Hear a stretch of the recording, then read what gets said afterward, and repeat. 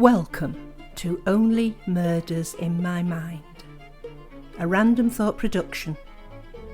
Hi, I'm Carol Bissett, a crime writer, and I invite you with my co-presenters, Liz Hedgecock and Mike Jackson, each week to our conversations on all things murderous.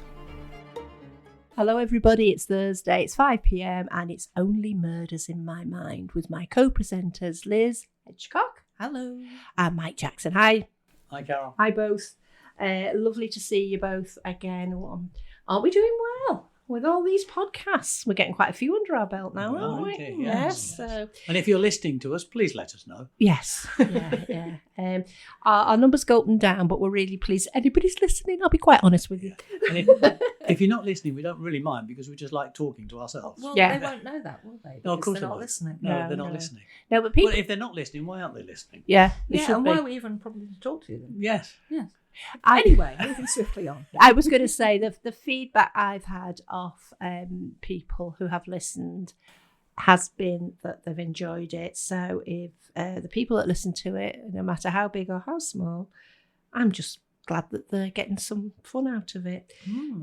It is we do talk about murder and crime and quite dark things, but we always manage to bring it down to our level, don't we? And talking about humour, today's title is The Humour in Crime, or The Humour of Crime, because a lot of the things we watch and read have got funny bits in.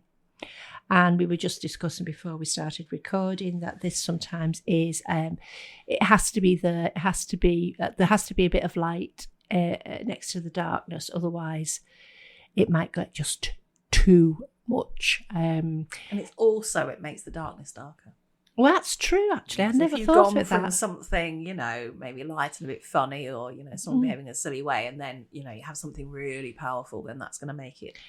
Yeah, because from an Hit artist's harder. point of view, if you've got bright white next to black, that black looks so much blacker, doesn't it? So it's that's a art visual thing. metaphor there. Yes, an art metaphor. So humour, the humour of crime, and we can all go through and mention books where we think that this is relevant. The first one that I'm going to mention, and again, this is a bit of a Marmite thing. I think you either love this or hate this. Is Richard Osman's Thursday Murder book? No, thank you, Murder Club. I found this really refreshing, and there are some bits in it that are like, as I say, the last one he wrote, there was a bit in it that made me cry. I haven't read it yet. No spoilers. No, I'm not going to tell you where or when or how, but it did. It made me cry, but it also makes me laugh a lot. And so I think it's what makes you laugh in that series? It's the particularly? quirky characters and the way they react to each other. It's the fact that it's set in a retirement home, and people are supposed to be past the Best Buy sell date, if you like. And it's just this rebellious nature of this group of people. And they're all so different. They're all totally different. And I won't go into it in too much depth because I would, as I say, it's one of those things if you want to read it. I suppose the thing is you have, I think, two characters where you think, okay, I can see how you're a detective. Yes. And then you have two characters where you're like, okay, it's just, I sort of see why you're there because it's providing that balance. Yeah. But you would never have expected them to be detectives, not in a No. but the four of them together is the thing. Yeah. They do, they spark off each other, and I think I personally think it's very well written, and they're making a film of it. Indeed they are, yes. Have they said who's going to be Joyce yet? Yes, I think it is, and I can see her. She was in It'll Come to Me. Okay, because I know Helen Mirren's going to be Elizabeth. That's who I'm thinking of. No, she's Yeah. Elizabeth, isn't she? Yeah. No, I don't know who's going to be Joyce yet, but I'm sure it's out there if we look for We're all it. waiting with bated breath. Yeah, Helen Mirren will be good as. She'll be fantastic. Yeah. So, Although some people were saying Fiona Shaw, and yes, I can completely see that as well. Yeah. I did have pictured a few actors in my mind for taking the parts, but you know, What makes you laugh in crime? That sounds good, doesn't it, Liz? What makes you chuckle when somebody's getting murdered? I think quite often it's partly to do with characters. And if there's that kind of mismatch between the character and the situation, and also the situation is a big thing. Like with Thursday Murder Club, you have a retirement home and you have them inviting people to come and chat to them about murders in there. Like, you know, they have to like argue over the meeting room because the Jigsaw Club keep wanting it and stuff like that. It's the incongruity of Jigsaw Club. Well, you know, they've got a place as well. You know, everyone should have access to the room. And, you know, things like the wine and the biscuits come out. Yes. And, Yeah. you just think it's as far from, you know, having like a police interview room as it could possibly be. Yeah. So, yeah, that's that sort of thing. And I like sometimes, you know, again, I think it's the incongruity. If you think about Hercule Poirot being like a funny, fussy little man who wants square crumpets. Yeah. You know, and is always well turned out and is so proud of his moustache. And they have Miss Marple, who's kind of a wispy, woolly lady who everybody underestimates. Yeah. And things like that. Captain Hastings is yes. a bit of a character. Oh yes, indeed. Yes. I was going to say brainless character, but that might be unkind. But he is almost the foil, isn't he? He's the Yes. one. He's always one step behind, Yes. isn't he? Yes, it's kind of the. I think the thing they said about Watson, isn't it, is that, you know, your kind of sidekick should That's be right. sort of just slightly below the average intelligence, Yes. so that the reader always feels like, oh, well, I'm ahead of you, matey. Yeah. Yeah. So yes, You want to feel that you could pair up with these detectives and help them. yes. I think, yeah, you know, when men go to football matches with the kit on, hoping that somebody will have an accident on the pitch, and the manager will go, "Joe, you're on now."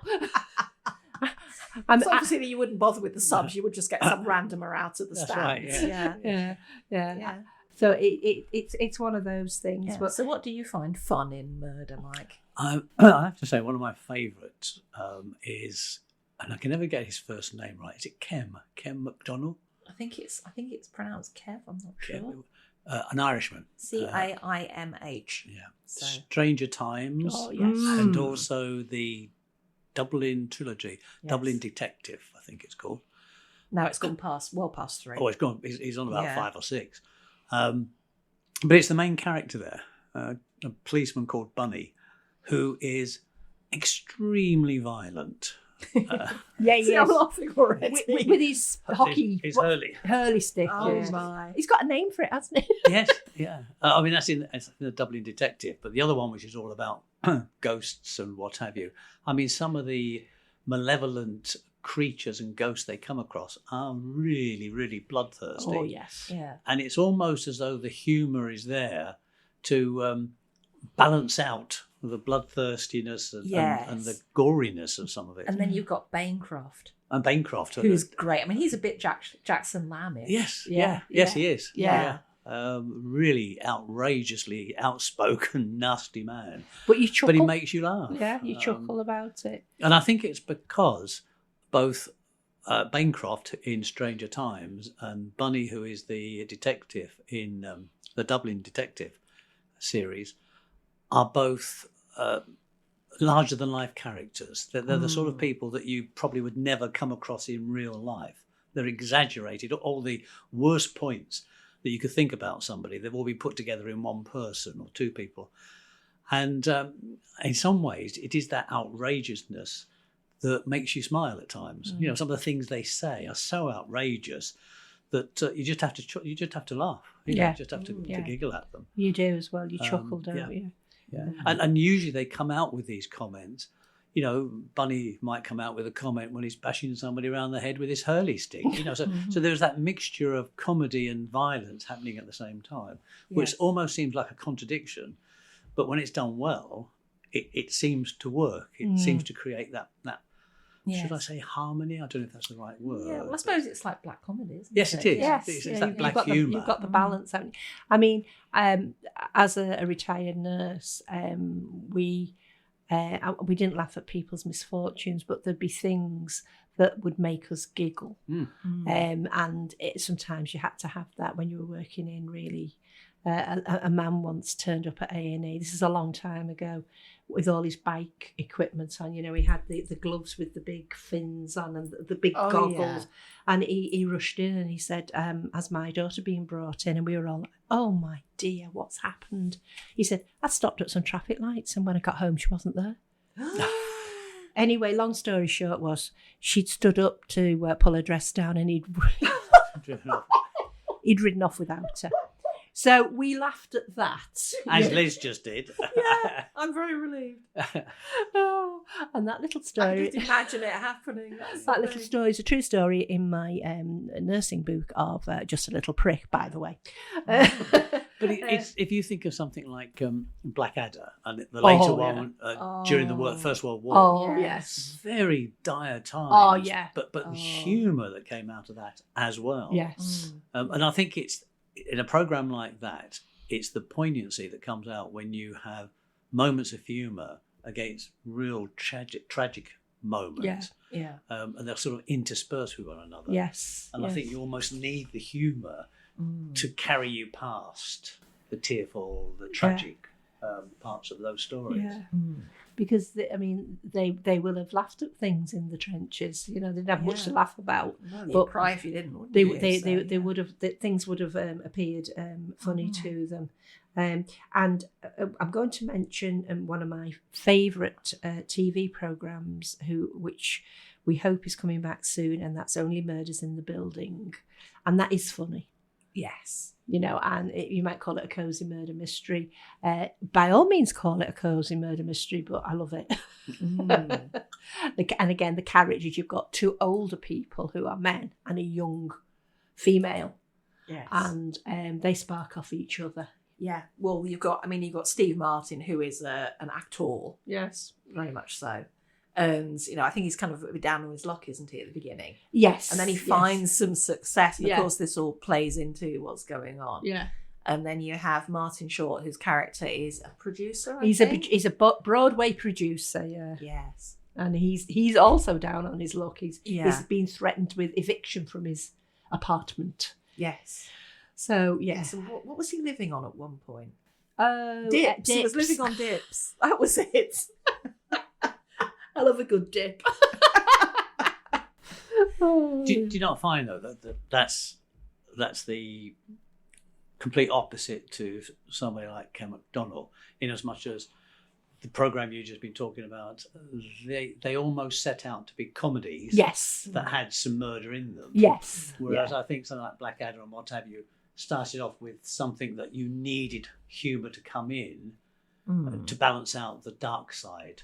I should imagine with Cozy Mystery. I mean, I'm thinking of Murder in Paradise and what have you. Death in Paradise. Yes. I'll get one of these episodes. I'm going to get the name of that programme right. Paradise Lost. Paradise Lost. Bird of Paradise. Paradise Postponed. It is Paradise Place where things happen, often death. Any humour that's in there is almost part of it, because the murder part of it, the mystery part of it, was always very low key. You don't see a lot of bludgeoning or blood or people. I mean, don't people watch shows like Death in Paradise because it's like, the lovely setting and the characters? Yes.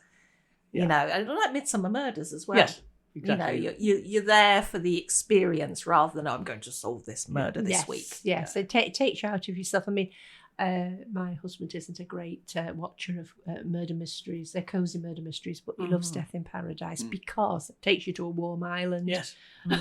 I can see the People attraction in that. bright clothes. It's the cosy bit. Yeah. It's the cosy and for the humour. You know, because there is, it's usually the lead detective, isn't it, that's the humorous person in it, sort of thing. So, what about humour in our books, being as we're all relatively murderous? Yes. Well, I think, and certainly when I write my short stories, I think adding a bit of humour in adds something to the story, in as much as if you're writing about somebody being killed, you're not expecting a funny punchline. Possibly. I don't know. I don't know. Well, I mean, if you think of a James Bond film, then yes, quite often there'll be all sorts of things and then a quip from Mr. Bond himself. But yes, I mean, I just think there is a lot of humour in life. Yes, even when, things go wrong. Yes. And I remember going, God bless him, following with the hearse for my dad's funeral, and it stopped. And I thought, what's the matter? And they walked up to us and we broke down. Oh, no. Just what you need when you're on the way to a funeral. And I was so upset, but I started giggling.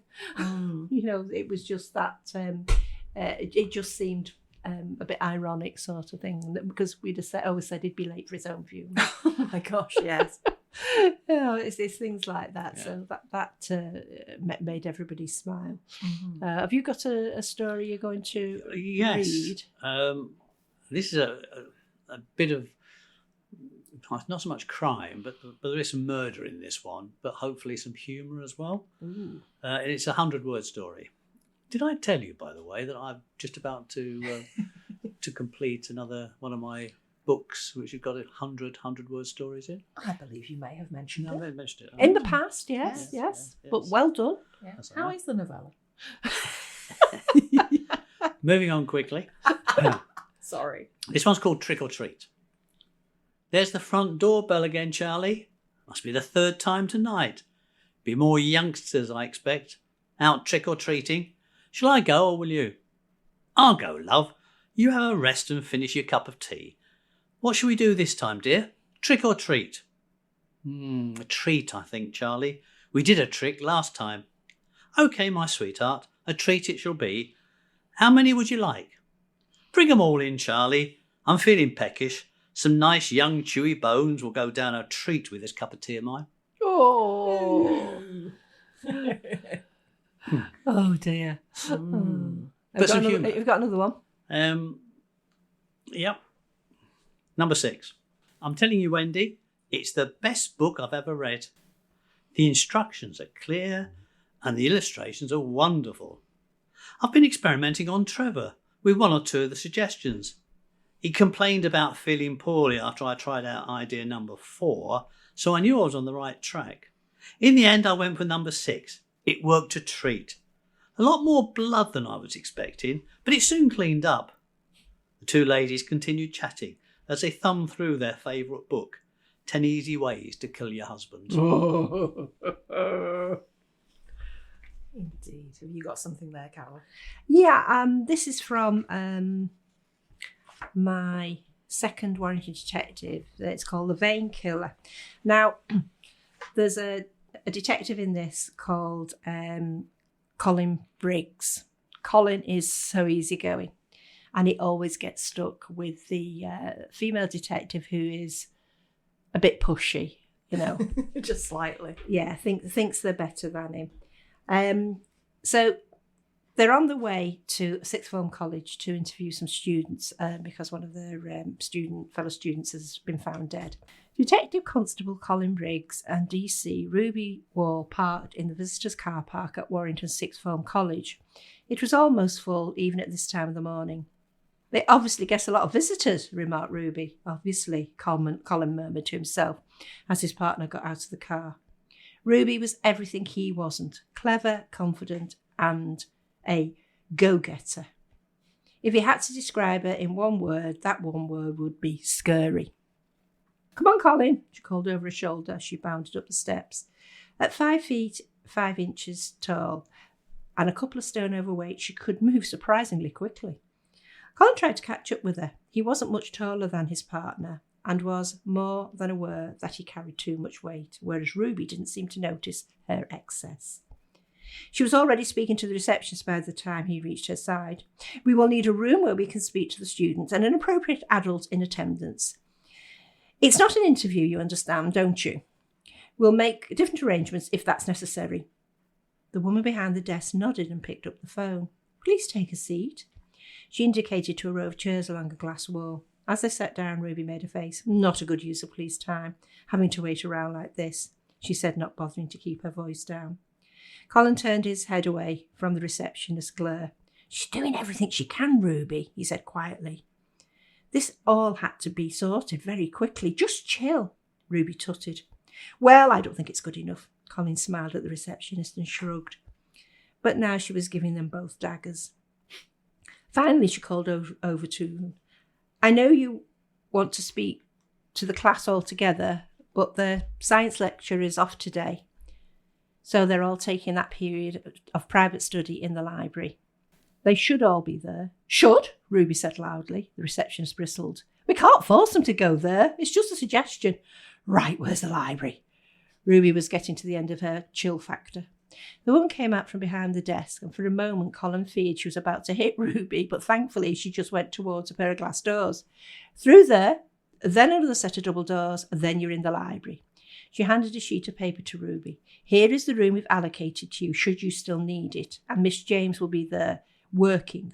So that's your appropriate adult. You're welcome. The receptionist went back to the desk, leaving Ruby speechless, something Colin decided probably didn't happen often. Ruby turned to Colin. Right, you go up to the room. She consulted the sheet. Room 16B, and I'll go and round up the students. Colin was about to say that he was senior to her and didn't appreciate the way she spoke to him, but Ruby had already barged through the glass doors. He sighed, directed a conciliatory smile at the receptionist, who returned his look with one signalling, poor you. So that's the relationship. She's a good detective.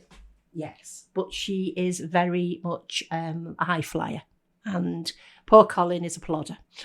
Oh, but they do have affection for They each other. They do, yes. So, And they are in some ways a good team. Yes. Oh, yeah, that's Yeah. the thing. He's always the counterbalance to whoever he's with. But as I say, he is always the most senior one in the relationship and never seems to be able to get that fact over to whoever he's working with. It's usually a woman.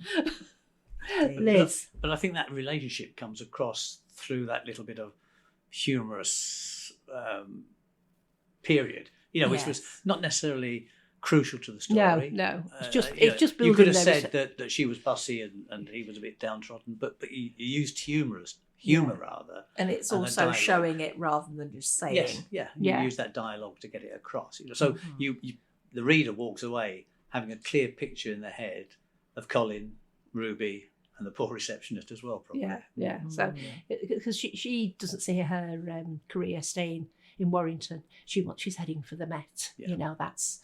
That's her idea where she wants to be. And I think when we use humour in our stories, we're not doing it because we are comedians or anything like that. We're using it as a way to help to tell the story. That we feel it adds something to the story.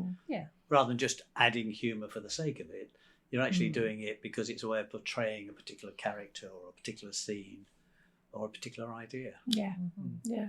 And most of my characters, I think, like a lot of writers, are a reflection of somebody or part of somebody I know.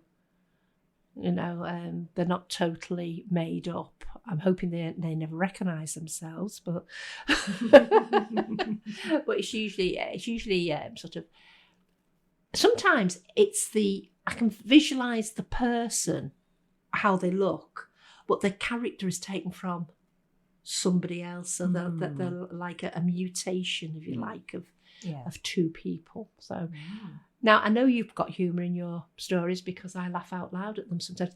They're supposed to be funny, by the way. I'm not. Yeah, they are. They actually are. I'm not saying I'm laughing at the wrong bits. So you've got a piece for us to read out, I hope.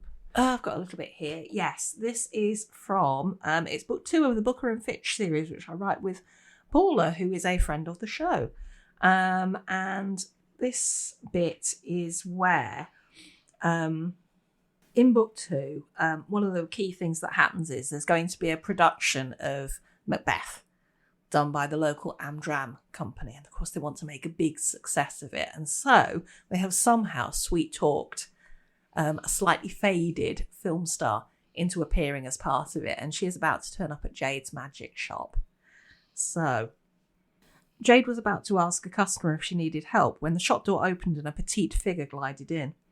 Jade recognised her immediately, though she had never seen her in the flesh before. She was wearing a long leather coat and knee-high boots, and a pink scarf was draped artistically round her throat in a way that Jade couldn't have achieved in a month of Sundays. Her hair was long and honey blonde, with paler strands framing her face. The clincher, perhaps, was that she was wearing sunglasses in October, despite the cloudy day. She removed them and flashed a megawatt smile. That's Tallulah Levantine. It couldn't be anyone else. In comparison with the photograph of her which had top billing at Haysby Little Theatre, however, she looked more like Tallulah's mother. Good afternoon, said Tallulah. I wonder if you could help me. I'm in town for the production, the Scottish play, and I'm looking for some accessories. Netta came out of the back room and stopped dead. It's her, she murmured then. It's you! Indeed it is, darling, said Tallulah, extending a hand with long, dusky pink nails. Bet those turn red for the production, thought Jade. Netta hurried forward, cradled Tallulah's hand as if it were a baby bird, and dipped in a sort of curtsy. Tallulah regarded her in the manner of a merciful queen. Jade waited for a moment, and when nothing happened, cleared her throat. What sort of thing would you be looking for, Miss Levantine? Oh, call me Tallulah. Everyone does, darling. No airs and graces here, I assure you. Her laugh tingled like a music box. I don't know if you've seen the posters, but I am taking on the role of Lady Macbeth, and it's so important to get the details right. Oh, I see. Jade picked up Netta's book from the counter. Well, if you were interested in the right way to make magical gestures, for instance. Oh, yes, said Tallulah. She drew herself up to what Jade estimated was her full 5'2", even in heeled boots, lifted her arm and spread her fingers. Perhaps a cloak. I'll have to ask the costume department. Might I suggest a tartan shawl, said Jade. There's a specific Macbeth tartan, and it would show your character's commitment to the plan. You could drape it over one shoulder and use it in various ways. She showed Tallulah her phone. I love stagecraft, Tallulah purred. Could you possibly order something like that for me, darling? Of course, said Jade. If I take your number, I can let you know when it comes in. Or deliver it to the theatre, of course. I could do that, said Netta. It wouldn't be any trouble. How kind of you, said Tallulah. I was worried that, coming back to Haysby after so many years and no longer in my prime, I might be not unwelcome, but overlooked. She pouted and suddenly resembled Netta. It's such a relief. Then she grimaced and looked more like a naughty schoolgirl. Now there's just the Scottish play to fret about. You mustn't fret, Tallulah, said Netta. You're a star.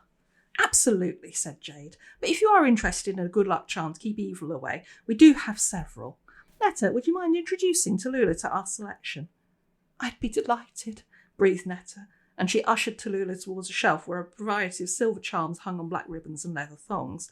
We have a cat, a four-leaf clover, a horseshoe, and this is a rabbit's foot. Replica, of course, not real. That looks exactly like something Lady Macbeth would have, said Tallulah, unhooking the rabbit's foot. Tallulah, would you mind if I took a photo of you with Netta? Asked Jade. Oh, please do, pleaded Netta. It would mean the world to me.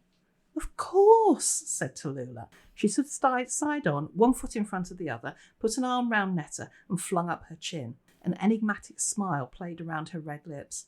Jade wondered why she didn't unleash the megawatt smile, but suspected it was because of laughter lines. Oh, I like that. And don't you find that sometimes with a story, you just sometimes just need one character who is so like Tallulah, Yes. so outrageous and out there that everybody can identify with her without necessarily knowing her. They'll take I know somebody's talks Just a bit like like that, talks a bit like that. Yeah. And they immediately bond with that character and expect that character to be foolish, comic, or whatever. They don't expect it to be serious. They expect maybe the other characters in the book to be serious, but that's the bit of humour that comes across, and that gives that balance, I think. It's the way Netta almost she did curtsy. Yes. I can imagine somebody doing that when it was someone that they admired for a long time. But there is a lot of humour in these Finch, and I always forget the other person because I just know them as Jade and Fee. Yeah, Booker and Fitch. Thank you. I never call them by their surnames. We're really good friends. Yeah, I've seen you out drinking with the pair of them. I could go out for a drink with them, yeah.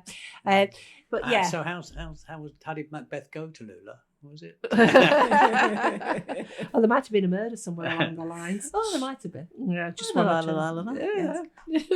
Indeed. So how important do you think humour is? I think it's very important. I love a little bit of humour in the darkest of books. Obviously in the appropriate places, you know. Yes. And it's funny because last night we've been watching Black Mirror. Oh, yes. And my husband said to me last night, "Oh, should we watch an episode? We've not watched an episode for a while." And I went, "No, I'm finding them far too depressing. There's no humour in them." No. Not the last 2 or 3 I've watched. There might have been in the earlier editions, because there isn't that balance. The last one we watched is still haunting me. Oh, gosh. So I said to him, "No, you'll have to watch the rest of them on your own because But some too heavy." Yeah, but there are some books, there are some programs, and I know that this often comes out with certain genres like, you know, Scandi noir, for example. The fact that it's meant to be dark. Yes. You know, any humour in that sort of setting or in that sort of book would be out of place. Completely out of place. I can think of a couple of the detectives in a couple of the Scandi dramas who do make you smile because of the way they act. Yeah. Well, you take something like Ian Rankin's John Rebus. Yeah. Yes. You wouldn't expect him to come out with a lot of... He's not No. a humorous person. No. But he does come out with some dry comments. He comes out with dry comments, yes, yeah, and he's a very dark person, and he will come out with dry comments, especially if he's talking about football teams. Yes. You know, I think is he a Hibs supporter? I can never work out, but there'll be a bit of not so much humour as such, almost a sort of a comic.